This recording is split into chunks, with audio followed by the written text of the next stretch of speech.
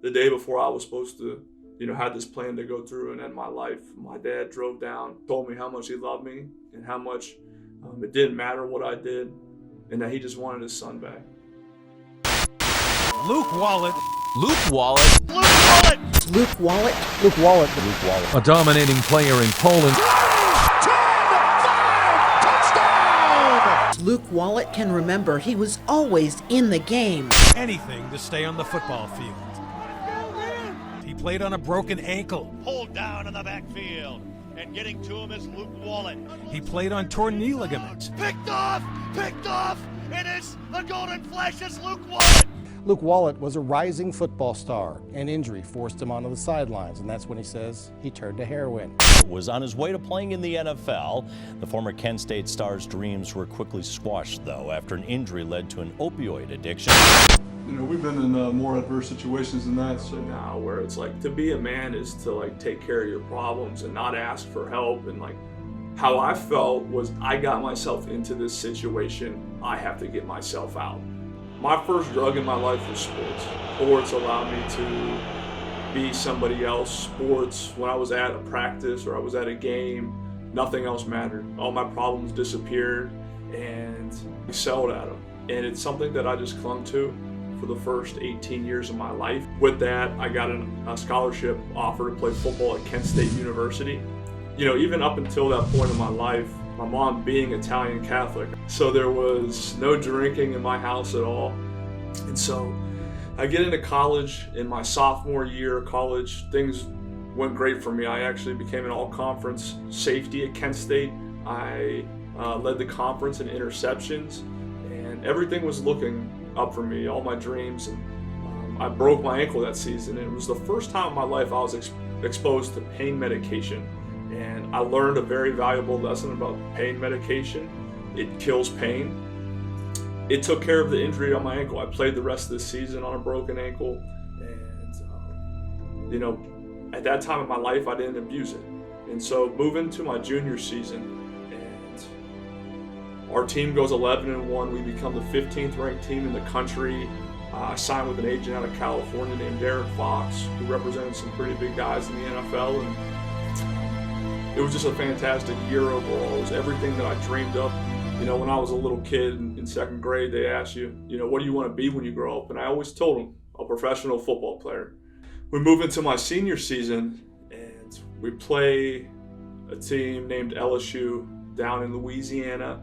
And they had guys like Odell Beckham, Jarvis Landry, Jeremy Hill, and all 32 NFL teams were in attendance. And this is my moment to shine. This is what I dreamed of since I was a little kid.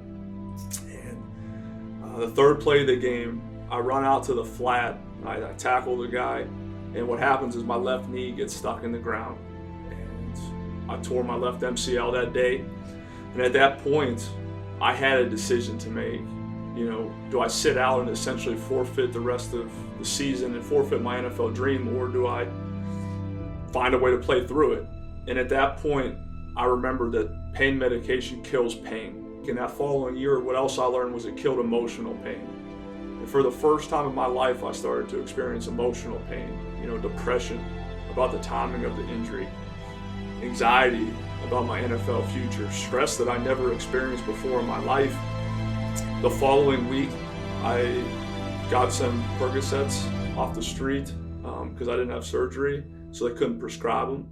And we played Penn State, and I had 15 tackles, and I thought I had a solution to all my problems. After that, it became, take it Monday to get through that week of practice.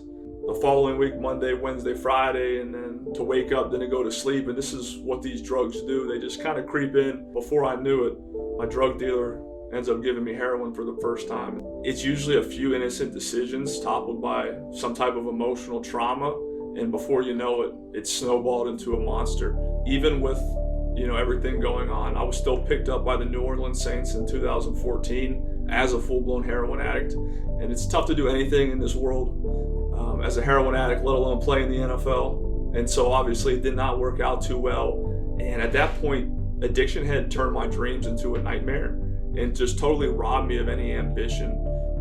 Kind of where I hit rock bottom. There was My family wasn't talking to me because I destroyed that relationship, and I got fired from another job in Cincinnati, Ohio. And I just saw no purpose for my life. Like, football and sports was over, and I had so much guilt and shame about the damage that I caused in my life, and I thought for sure this world was better off without Luke Wollet, 100%. And that couldn't have been further from the truth. The day before I was supposed to, had this plan to go through and end my life, my dad drove down and, like the prodigal son in the Bible, just told me how much he loved me and how much it didn't matter what I did, and that he just wanted his son back. I want my son back.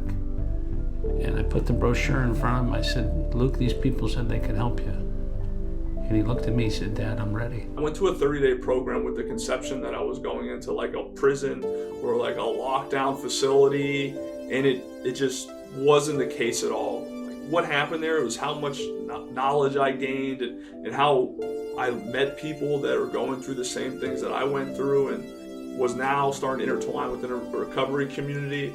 I was starting to learn about my addiction and my disease, and I was able to start picking up tools to fight back. So I went to church, and I went down to an altar call, and this gentleman said a beautiful prayer over me, and he paused for what felt like 10 minutes, and he said, "And Mr. Luke, perhaps you were created for such a time as this." And it was in that moment that I realized that God was with me through this whole journey, and that he had a divine purpose for a lot of my pain. And I just want everyone else out there to know that God has a purpose for your pain and a message for your mess. I really felt that it was my purpose to be involved in this field and to help others. And so I was working at a different treatment center, and I started to become friends with some people, and they were telling me about this faith-based program, this Christ-centered program at Banyan Treatment Center. And that's where my heart is because of my own personal journey. And so I went over there, and everything lined up. Our vision and how we want to treat people, and the things that were important were not typical of somebody, necessarily in this field. And so kind of my role with Banyan is we work with different companies, we work directly with families, we sometimes do interventions, and we see the process from active addiction, something that we relate to, and we are there for the family and for the loved one that's struggling all the way through their time with Banyan and well after their time. This isn't just like a 30-day treatment center that you step into. It's really a family that you now belong to, and we're going to be with you as you cross this journey, because this journey isn't a 30-day journey. It's a lifelong journey, and you need support, and that's what we all love to do here at Banyan. I could tell you this: if you told me right now that I could go back to the NFL and lose what I've lost in recovery, I wouldn't trade it. Like, I love my life. I love,